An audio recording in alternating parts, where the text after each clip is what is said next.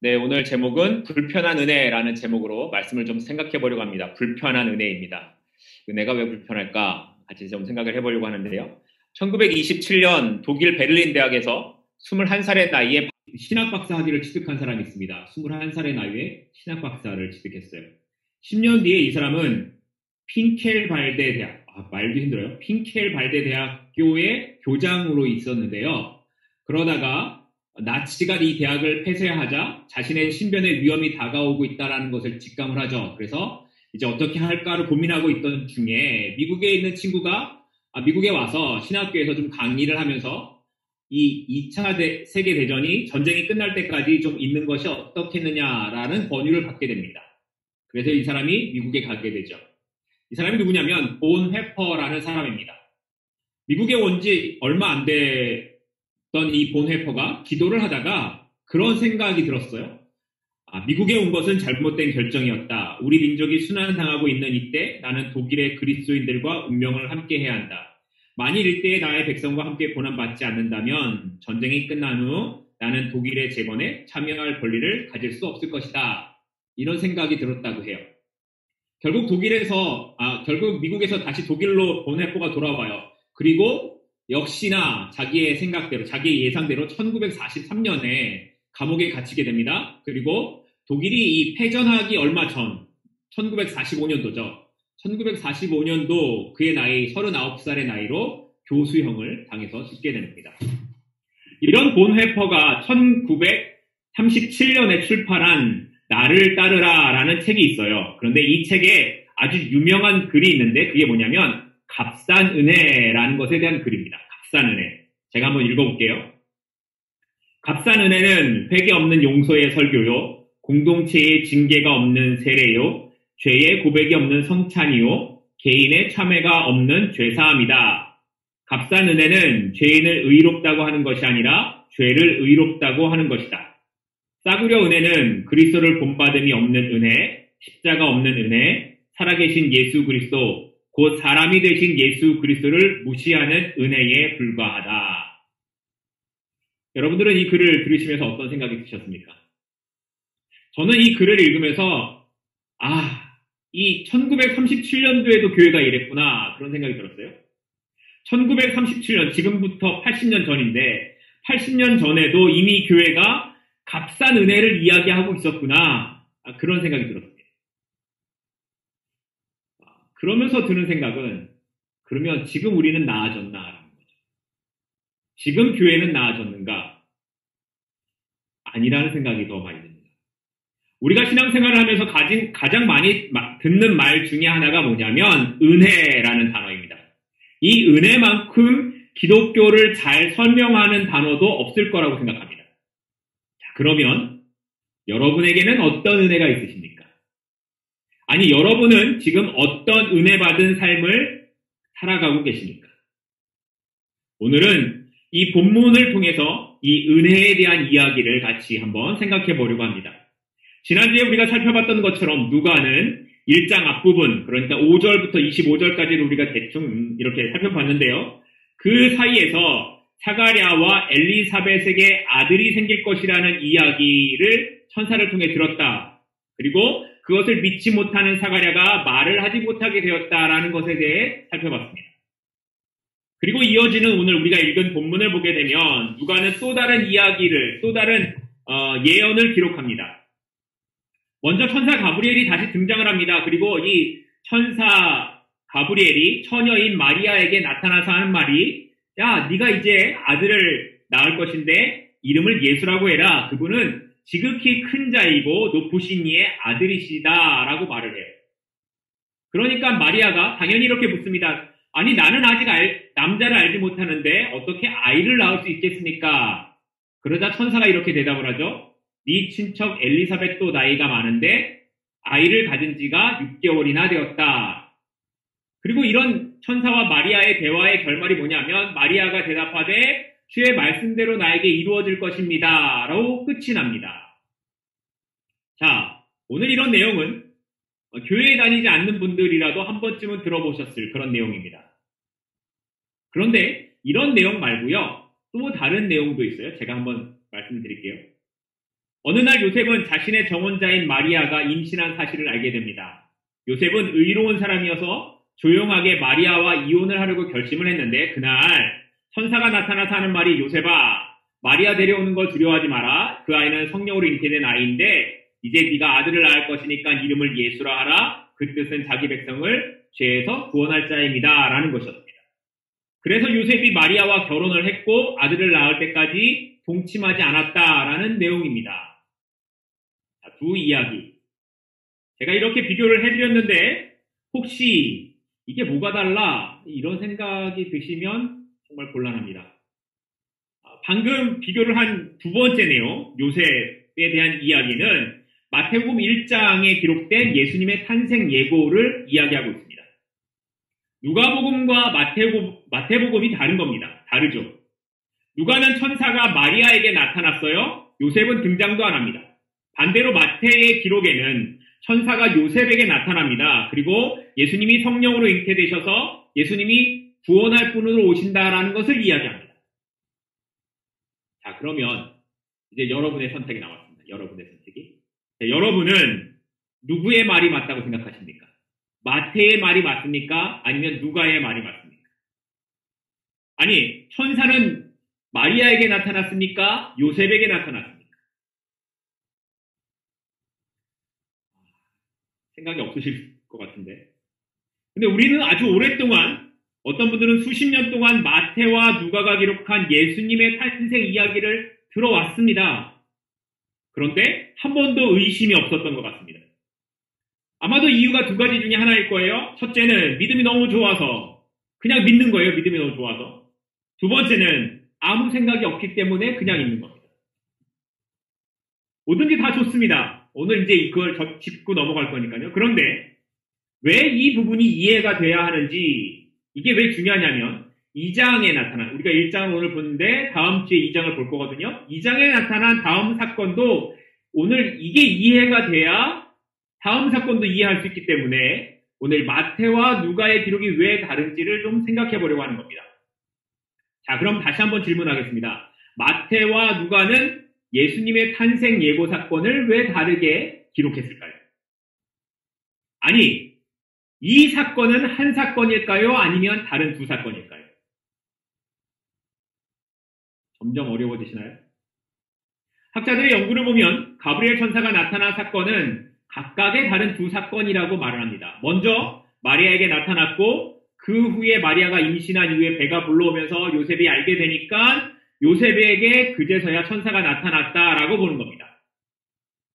그렇다면 그냥 마태나 누가나 둘 다 똑같이 두 이야기를 다 쓰면 될 텐데 왜 마태는 요셉에 대해서 쓰고 누가는 마리아에 대해서만 기록을 했을까라는 부분입니다.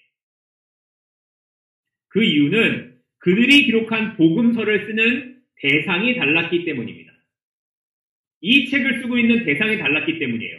마태의 경우에는 마태복음을 읽는 독자들의 대상이 누구냐면 유대인들입니다.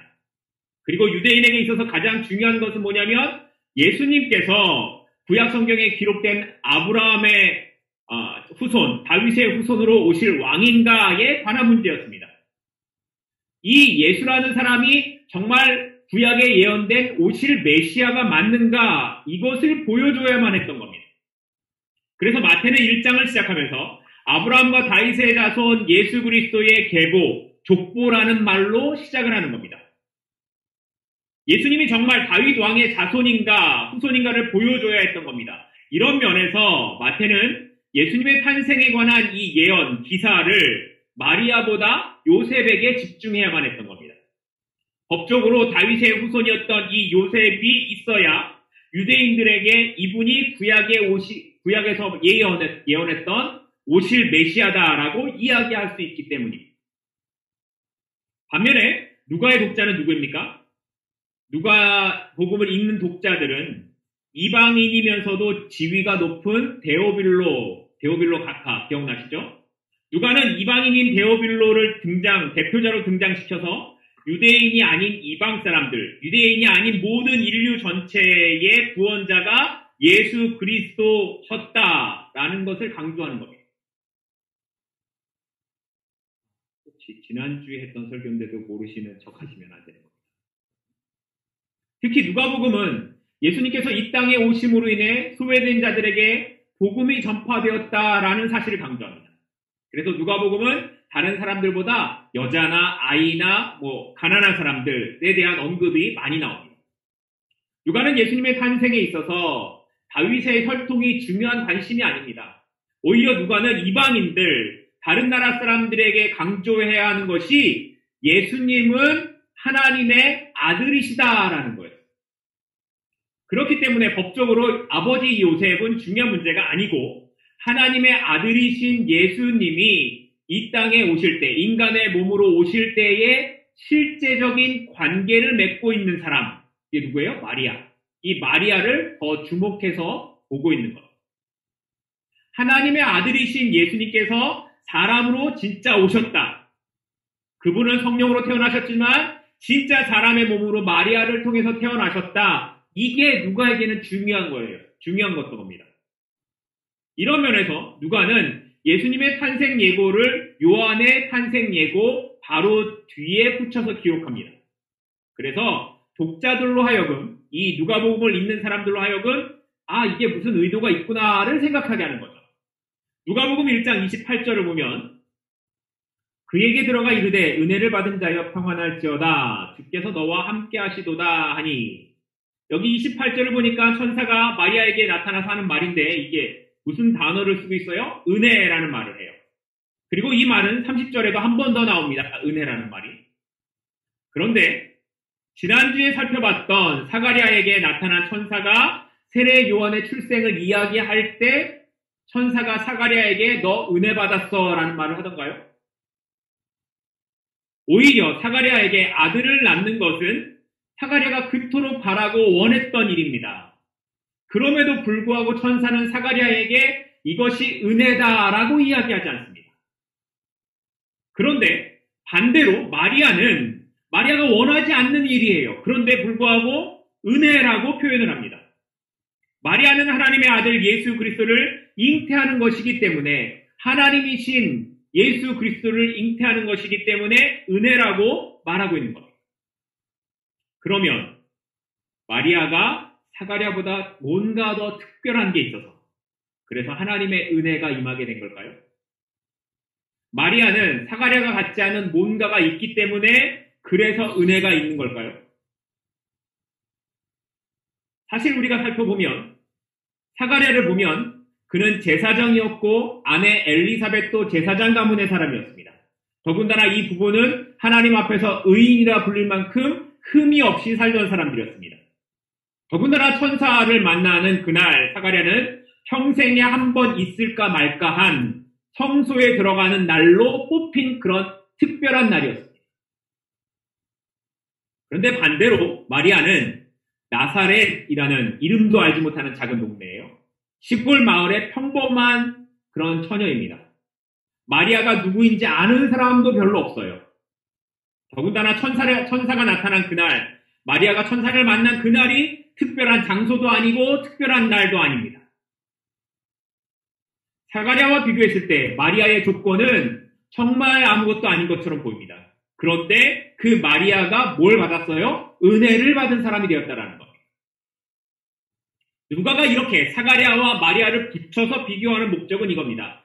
예수님의 오심은 마리아와 같은 우리, 유대인도 아니고 아무것도 알지 못하고 그냥 시골의 평범한 사람, 외부적으로 볼 때에는 무슨 조건이 뛰어난 사람이 아닌 것 같아 보여도 우리에게도 은혜가 임할 수 있다라는 것을 보여주고 있는 겁니다. 제사장 사가랴와 비교할 때 아무것도 아닌 것 같아 보였지만, 그런 우리지만 유대인도 아닌 이방인들에게 하나님의 은혜는 우리의 조건과 상관없이 임한다라는 것을 누가는 이야기하고 싶었던 것. 그러니까 우리가 지금 하나님을 믿는 것, 하나님의 아들이신 예수님께서 이 땅에 오셨다라는 것을 믿는 것, 그리고 나를 구원하기 위해 십자가의 죽음을 감당하셨다라는 것을 믿는 이 믿음을 가질 수 있다라는 것이 바로 은혜라는 것입니다. 에베소서 2장 8절을 보면 이렇게 기록합니다. 너희는 그 은혜에 의하여 믿음으로 말미암아 구원을 받았으니 이것은 너희에게서 난 것이 아니요 하나님의 선물이라.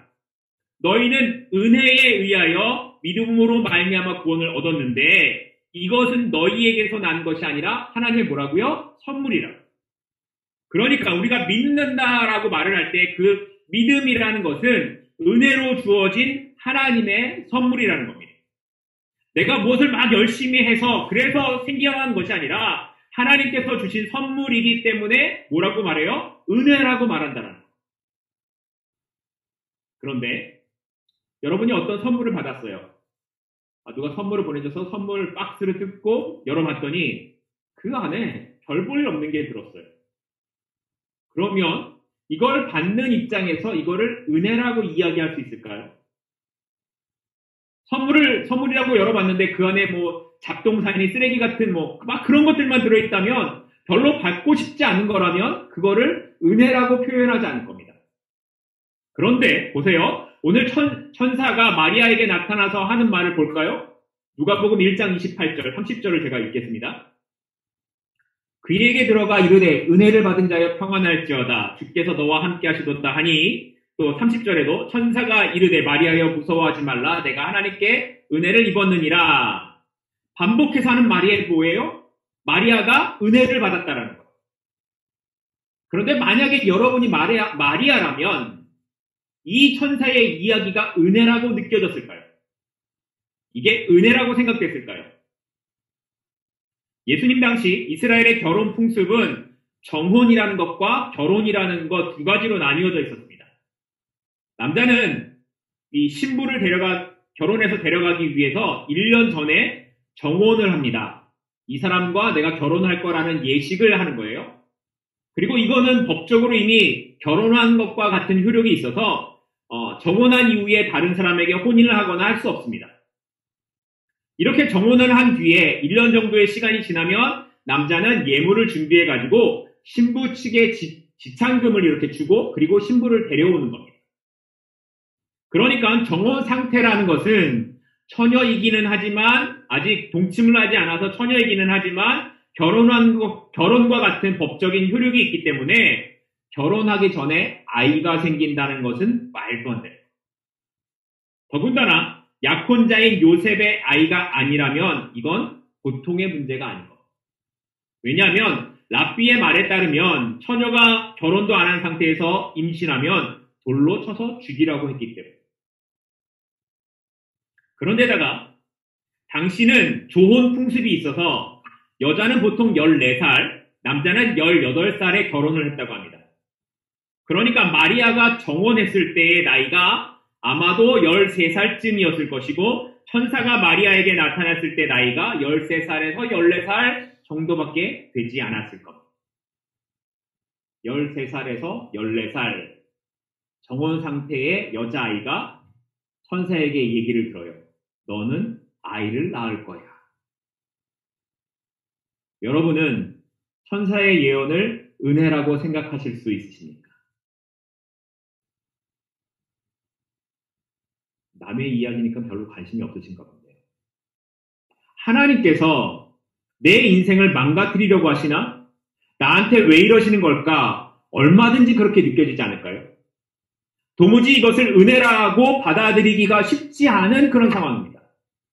일반적으로 우리가 어떤 설교 말씀을 듣고 은혜를 받았다고 할 때 그 의미는 뭐예요? 그 설교가 만족했다라는 거예요. 내 마음에 만족했다. 그런 느낌이 든다든가 아니면 설교를 듣고 기분이 좋다라든가 뭐 어떤 문제가 이렇게 해결받은 느낌이 들었다든가 아무튼 그럴 때 은혜 받았다라고 얘기를 하죠. 그런데 설교를 들었어요. 그런데 오늘 설교가 왜 이래? 그러면서 은혜를 받았다고 하는 적은 없습니다. 제 오늘 설교가 왜 이래? 그러면 안 되는데. 이런 모습은 삶에서도 마찬가지입니다. 내 일이 잘 풀리고요. 뭔가가 잘 되어져 갈 때 우리는 하나님의 은혜입니다. 이렇게 말을 하죠.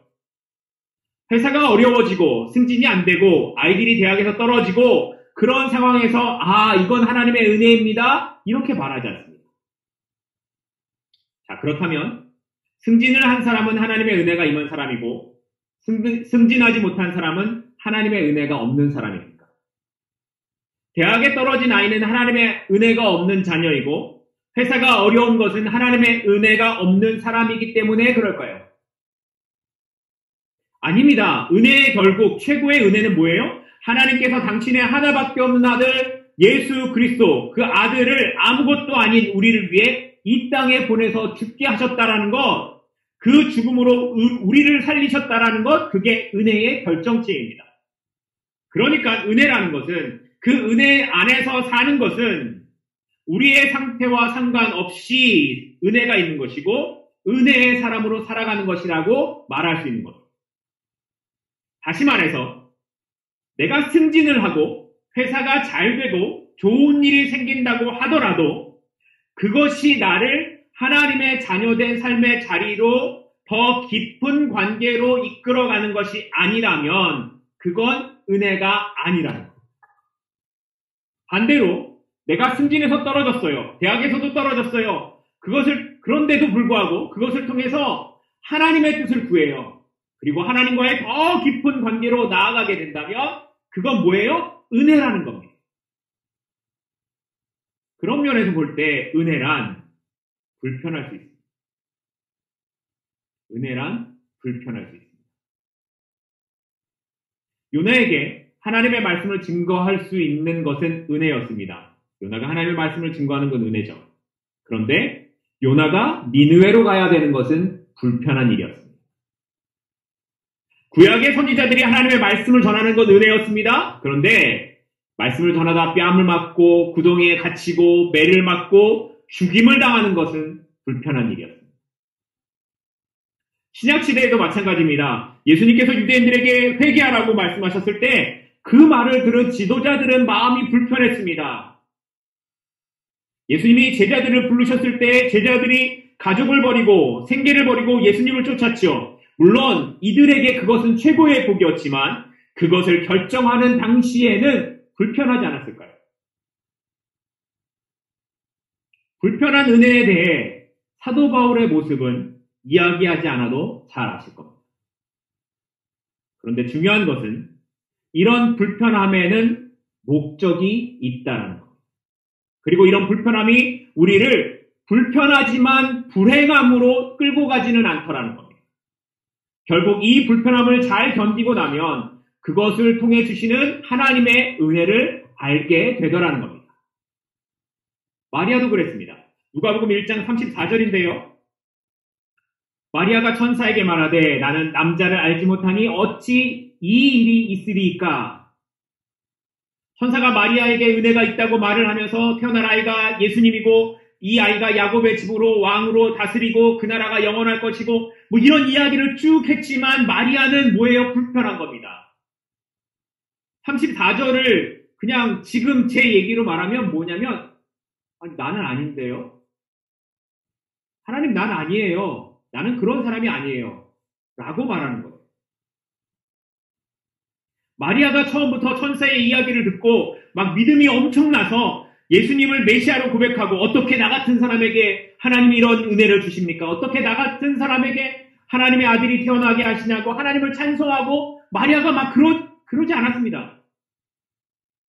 천사가 이게 아무리 은혜라고 이야기를 해도 마리아는 그것이 은혜라고 생각할 수 없는 불편함이 더 크게 다가왔기 때문입니다. 그렇다면 여러분은 어떠십니까? 여러분의 삶은 어떠십니까? 혹시 하나님을 알게 된 이후에 여러분은 불편함이 생기지는 않으셨습니까? 믿음이 생기고 신앙이 깊어갈수록 여러분의 삶에 불편함이 있지는 않으십니까? 우리는 때로 하나님의 뜻이 우리에게 있다는 것을 압니다. 그렇지만 그 하나님의 뜻에 순종하면서 사는 것이 우리를 불편하게 하기도 하고 당황스럽게 할 때도 있습니다. 아니, 하나님의 계획대로 살아가면 손해볼 것만 같은 생각이 들 때가 있습니다. 그래서 멈춥니다. 이만하면 됐어. 이 정도면 충분해. 내가 이만큼 신앙생활하면 됐지. 그렇게 스스로에게 이야기하는 겁니다. 그런데 마리아는 거기서 멈추지 않았습니다. 믿지 못하는 마리아에게 천사가 이렇게 말을 합니다. 누가복음 1장 36절 37절입니다. 보라 내 친족 엘리사벳도 늙어서 아들을 배웠느니라. 본래 임신하지 못한다고 알려진 이가 이미 6달이 되었나니 대저 하나님의 모든 말씀은 능하지 못하심이 없느니라. 자 봐봐. 엘리사벳을 봐라. 그가 늙었는데 아이를 갖지 않았냐. 벌써 6달이나 되었다. 그러니 하나님의 말씀은 능치 못함이 없으시다. 영어 성경은 이거 뭐라고 말하냐면 For nothing is impossible with God. 하나님께는 불가능이 없다라고 말하고 있습니다. 그리고 이 말에 마리아가 순종하는 겁니다. 이 말 한마디에 엎드려지는 겁니다. 그리고 이렇게 고백하죠. 나는 주의 여종이니 주의 뜻대로 주의 말씀하신 대로 그대로 이루어질 것입니다. 이제서야 마리아가 은혜를 받은 사람이 되는 겁니다. 여러분은 어떠십니까?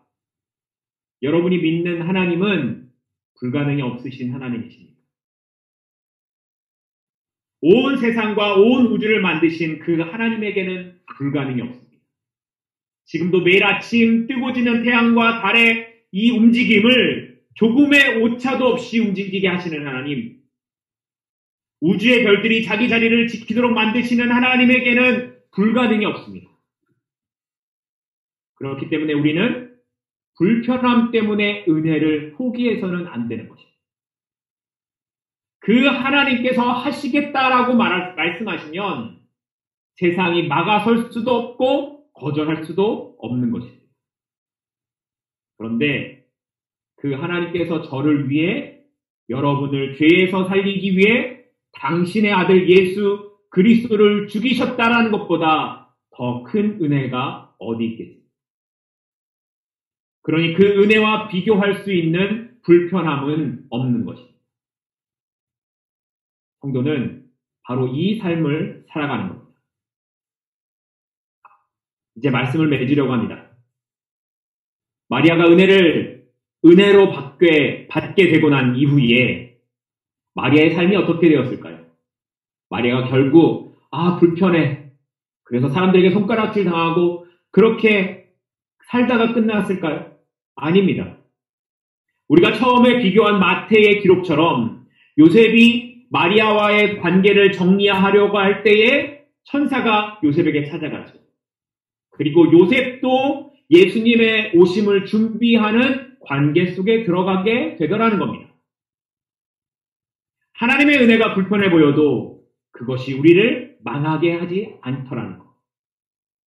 하나님의 은혜가 지금 나의 삶을 불편하게 하는 것 같지만 결국에는 하나님이 이루시는 것, 결국에는 하나님이 만들어 가시는 은혜를 경험할 수 있다는 것.